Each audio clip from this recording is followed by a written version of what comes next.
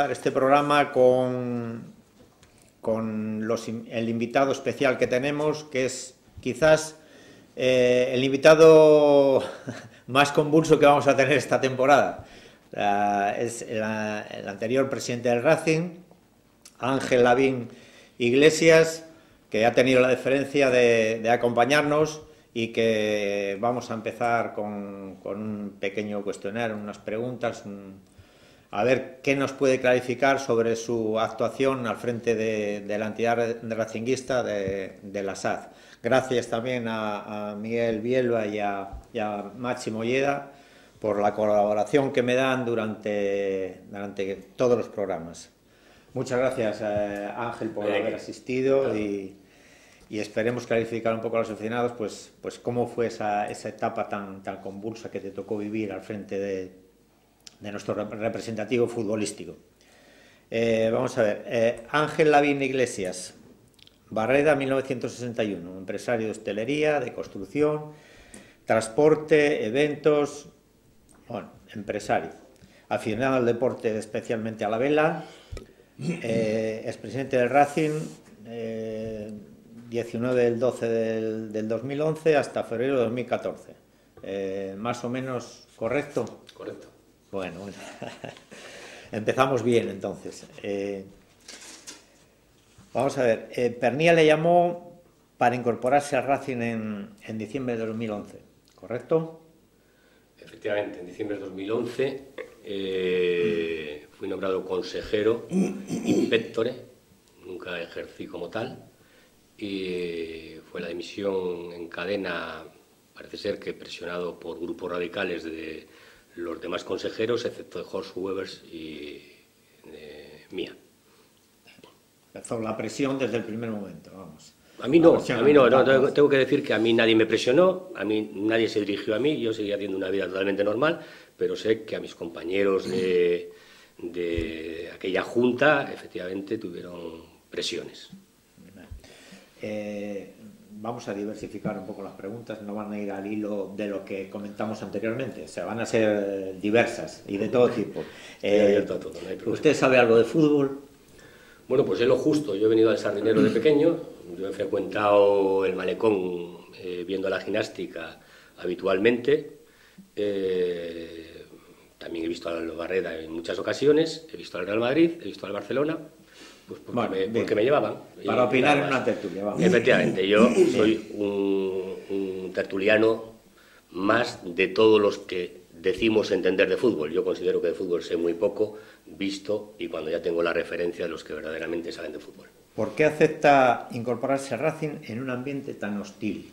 Porque la verdad es que era muy hostil en aquellos momentos. Bueno,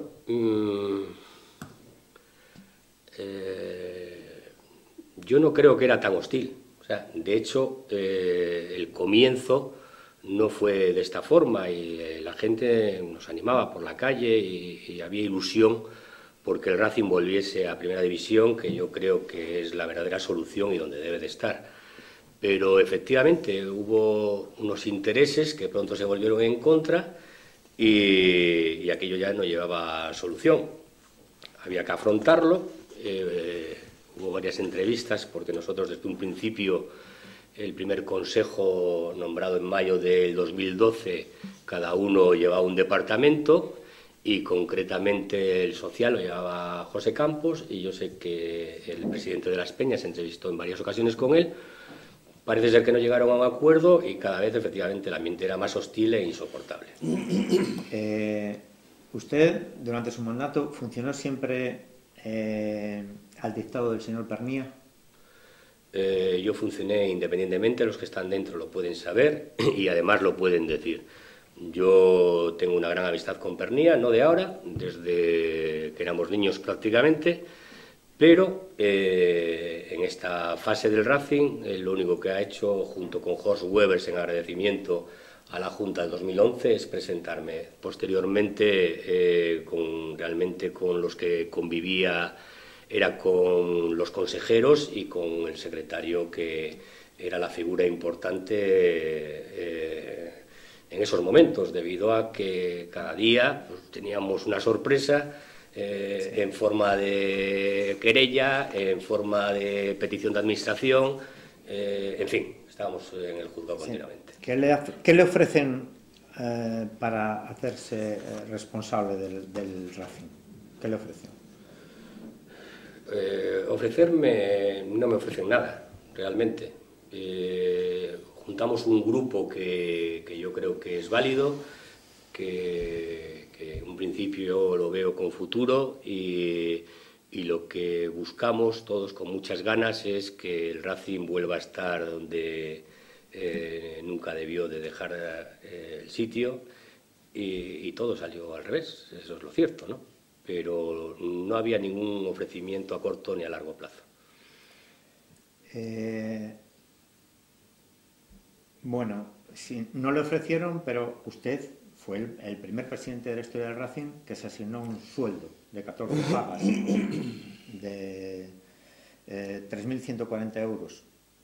Bueno, yo no sé los demás presidentes si asistían con continuidad o no al Racing. Yo realmente, para mí el Racing llegó a ser un trabajo. Yo me presentaba allí a primera hora y era el último que salía. O sea que se puede decir que muchas veces trabajaba 24 horas.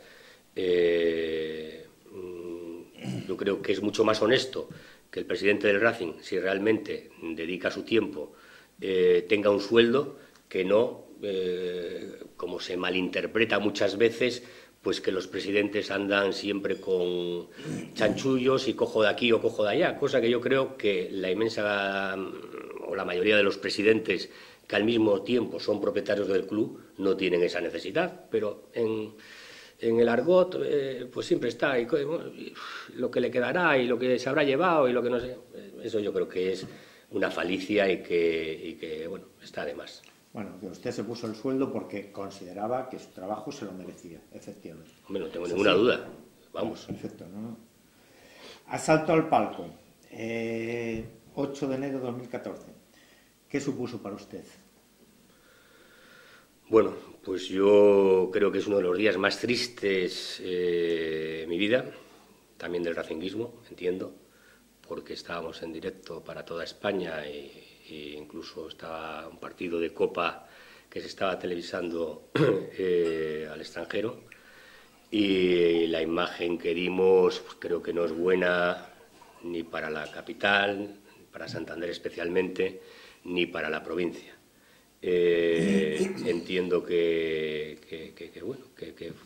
fue una serie de acontecimientos acumulados y que alguien, quiero pensar que no fue estratégicamente diseñado, pues terminó en esto, porque el partido realmente iba con normalidad, estábamos plantando cara a la Almería y bueno, y el resultado fue positivo, posteriormente aún más. Entonces no tenía sentido, yo creo que era una cosa programada con todos los actos que vinieron después.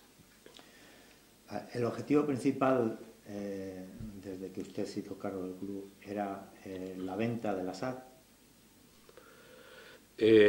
Nunca fue el primer objetivo. El primer objetivo, cuando nos hicimos cargo del club, yo al mando y mis consejeros, fue sacar el club adelante. Nuestra ilusión, que lo cierto es que pronto se desvaneció, era que el Racing hubiese ascendido a primera ese mismo año. ¿Cuánto pagó el Racing durante su mandato a Hacienda? Pues pagamos lo que estaba firmado en el convenio singular. Sí. Ustedes cumplieron escrupulosamente con el convenio firmado. Nosotros cumplimos el convenio, efectivamente. Contrató 8 entrenadores en su estancia en el Racing. ¿Cuántos? 8. No. 7. 5. Pues no me cuadran las fechas, entonces. Sí. Sí, yo creo que... ¿Juanjo? No, yo Juanjo no. Un Zue. No, antes ya estaba, ¿no? No, yo no estaba. Con Álvaro no estaba. No, porque fue cuando la administración judicial tomó parte ya en la dirección del club y los consejeros quedamos inhabilitados en el 2011, en la Junta de diciembre. Fue las dimisiones en cadena de 4 consejeros, con lo cual La juez de lo mercantil decidió que lo administrasen los concursales el club. Entonces yo no intervine para nada, o sea, no pisé ni el sardinero. ¿Los concursales decidieron la contratación de Juanjo, de Álvaro? Sí. Juanjo no lo sé, pero de Álvaro seguro, sí. De todas maneras, usted 5, ¿no? Yo 5 contando el actual. 4 en aquella temporada. Bueno, 4 en una temporada. Sí, bueno, ya está bien, ¿no? Sí, bueno, la realidad... Le voy a decir una cosa. ¿Por qué? ¿Quería justificar el cambio de entrenador con el mal funcionamiento del club en líneas generales? Porque esto no... usted, pues, ha sido empresario. Esto sí. La empresa no se solucionan los problemas de una empresa cambiando al director general. O sea, pienso yo. O sea, totalmente de acuerdo. Unos problemas de base como tenía la SAD del Racing. Sí. Entonces, ¿por qué esa dinámica de locura? Bueno, nosotros hubo un momento que efectivamente no trabajamos en la misma dirección. El manager general era el que realmente tenía la potestad de contratar y así lo hizo con los jugadores y con los entrenadores, y nuestra intención era realmente otra distinta a la de Unzúe. De la noche a la mañana nos encontramos con que hay que presentar a Unzúe a las 7 de la tarde, nos lo comunica a mediodía. Bueno, pues oye, pues realmente si hemos depositado en esa persona la confianza para desarrollar el asunto deportivo... Pues, perdón, Manolo Sáenz. Sí, Manolo Sáenz. Y nada, presentamos a Unzúe. Pero ¿cuál es la sorpresa de que Unzúe quiere firmar 3 años con el Racing? Que se iba los 3 años a 1.300.000, una cosa así. No es viable, y un entrenador. Y un futbolista también difícil, depende cuál y de la edad. Pero un entrenador, estamos viendo que los cambios son continuos y que no era viable. Entonces, pretendíamos que firmase por 1 año. Al final, cuando parece que está todo arreglado, después del torneo de la Galleta, con el Guada, que por cierto le ganamos en Aguilar de Campo, viene a mi despacho y me dice que vuelve a no estar de acuerdo. Ya había hablado con su representante para firmar 1 año. Los concursales, que todavía estaban presentes, no lo admitían 3 años, yo tampoco estaba de acuerdo, y se tuvo que ir Unzúe con una indemnización, porque el 1006 es así, y además podíamos incurrir en cosas más graves, ¿no? Y ese fue el primer paso del entrenador. Vino Fabri. Fabri era un hombre que venía de triunfar en el Granada, no era descartable que tuviese éxito. Sin embargo, por la plantilla, que no estaba hecha o adecuada a sus condiciones de juego, pues bueno, hubo un momento que él mismo tiró la toalla, no le echamos. Sí, luego Posteriormente elegimos a Gay. Yo creo que bueno, fue el mayor error. Ya estaba el director deportivo, Emilio de Dios. Me asesoraron, entrevistamos a 5, pero realmente había una lista de unos 25 o 30 entrenadores dispuestos a venir al Racing y desgraciadamente no fue lo esperado. Menéndez, que fue el último recurso. Yo la verdad es que es un hombre que ya cuando llegó solo quedaba salvarse al Racing y bueno, estuvimos a punto de conseguirlo, ¿no? Yo creo que fue el mejor entrenador y que hubiese sido un buen entrenador desde el principio, Menéndez. ¿Realizó un uso irregular de la tarjeta de empresa Racing? No, yo la tarjeta la utilizaba para los gastos, además no es ninguna tarjeta opaca como la de Bankia, es una tarjeta normal y corriente de banco y ahí están los gastos desarrollados, son de restaurantes, de viajes, incluso algún viaje del equipo que se pagaba con la tarjeta. De alguna manera, le han requerido, ¿no?, por el uso de esa tarjeta. No, nadie me ha requerido. ¿Cuántas imputaciones por delitos societarios, fraude de los derechos de los accionistas, etcétera, tiene como presidente del Racing? Ninguna de momento.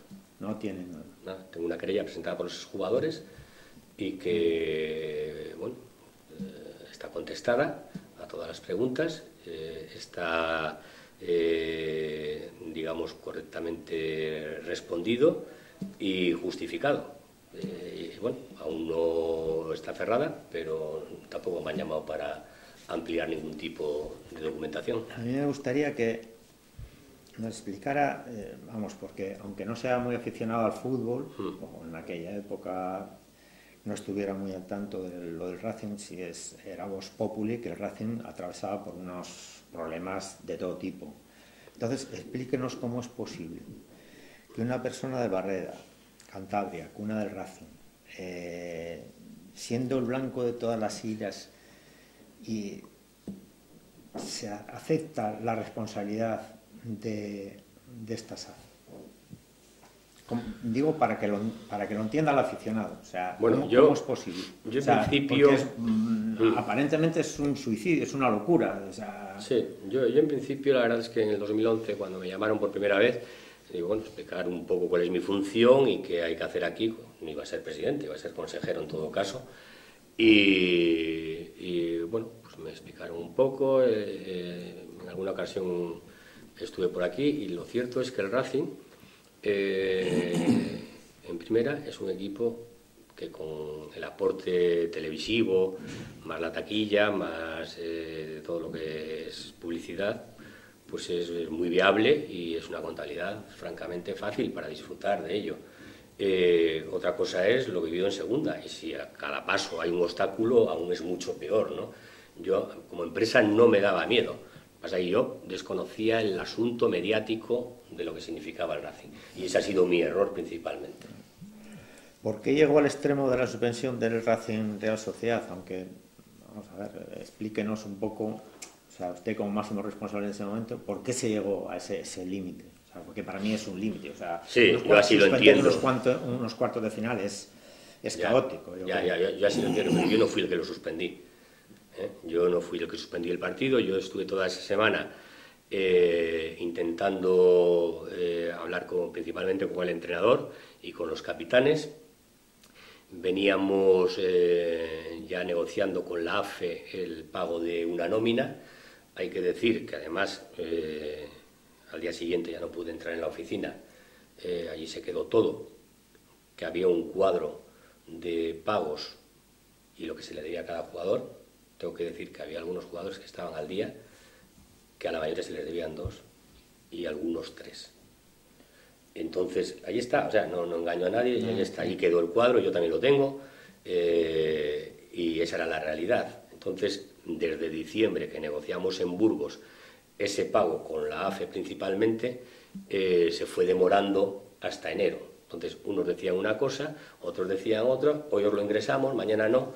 Yo creo que ya había una inercia, que ya por detrás estaba trabajando alguien para que realmente yo como presidente y mi consejo dejase de estar.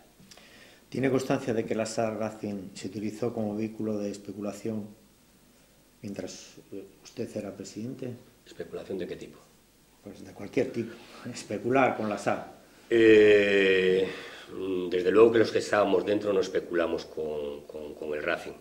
Entiendo que sí había satélites externos y muy próximos que hicieron una especulación política. Vamos a ver, supuesto amaño de partidos. Esto le habrá llegado también. Racing Hércules, 4 de junio de 2013, 3-0, una querella de la UEFA, está en la Audiencia Nacional, contra los clubs y contra el señor Pernía, Ángel Lavín y Enrique Ortiz y Carlos Parodi del Hércules, por fraude en las apuestas, 750.000 euros, que la casa de apuestas consideró que era totalmente desproporcionada esta cantidad, y sobre todo que se apostaba a que había más de 2 goles en el partido. Así un poco resumiendo todo el tema. Bueno, lo he leído en la prensa, a mí no me ha llegado esa querella. En su día sí que hubo polémica sobre ese partido. Yo pero perdón, no le ha llegado nada de esto. No he recibido oficialmente nada. Vale, pues entonces si no ha recibido nada es... pero quiero decir, yo no he apostado jamás, ni a este partido ni a ninguno. Bueno, pero que estoy muy tranquilo. Es así, que la querella está en la audiencia y... Pues a mí aún no me ha llegado nada al respecto, y ya se lo ha denegado los juristas de la Federación, se lo ha denegado el Comité Social de la propia Liga de Fútbol Profesional y se lo ha denegado el Consejo Español de Disciplina Deportiva, el Comité Español de Disciplina Deportiva. En estos términos está en la audiencia. Otro amaño, o intento, supuesto intento de amaño en el partido Racing Girona del 13 de abril de 2013. Implicados el señor Pernía, Ángel Lavín y Eugenio Botas. Contactaron se desplazaron a Girona, contactaron con el Joaquín Boadas, el presidente del Girona, le ofrecieron una cantidad de dinero indeterminada y los derechos federativos de Albert Dorca por firmar un documento reconociendo una elección indebida, para que con estos 3 puntos el Racing pudiera quedar por delante del Murcia y así intentar salvar la categoría. Bueno, ¿Qué me dice?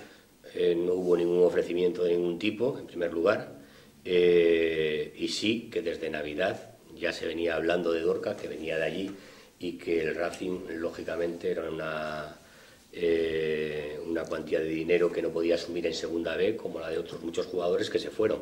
Entonces ya sabíamos que el Girona estaba interesado y había conversaciones ya de Navidad, porque los entrenadores no contaban con Dorca, siendo un gran jugador, que a mí me lo parece. Yo me desplacé a Girona única y exclusivamente a que me lo reconociese, porque el Consejo Español de Disciplina Deportiva había determinado que el Racing tenía razón, y yo fui exclusivamente a defender el Racing, porque nos jugábamos todo. Entonces decía, el Racing sí tiene razón, pero no se la damos, porque el señor Boadas desconocía que al cabo de 10 partidos debía hacer ficha de profesional. Sí, porque no había voluntad de hacerlo. Vamos. Sí, el Racing había gastado 250.000 euros en fichas profesionales para estar al corriente, que con eso hubiésemos fichado el mejor delantero de segunda división. Simplemente lo que quería es que me lo reconociesen, y yo creo que eso es legal, ir donde una persona a decirle, oiga, reconózcame usted esto, más él que es jurista y experto, o así se anuncia, bueno, esto está en el derecho juzgado deportivo. También, ¿no? Está en el juzgado. Sí, está en estos momentos. Pues los jueces no vamos a ser más que los jueces, sí. Hay que esperar y... Eso es. ¿Considera que debe pedir perdón a la afición del Racing? Ya se la he perdido públicamente, yo sé que he cometido errores, otros me los han hecho cometer y como responsable y presidente me hago cargo de ellos, ya lo hice públicamente además en este mismo medio hace 4 o 5 meses. Bueno, pues don Ángel Lavín, muchísimas gracias por su presencia aquí y bueno, ustedes interpreten las manifestaciones de don Ángel Lavín y saquen las conclusiones pertinentes. No se vayan, a continuación va a haber una interesante tertulia sobre el Racing, el partido del Racing en Zaragoza, los partidos de máximo nivel y los goles que se han producido en el Zaragoza Racing.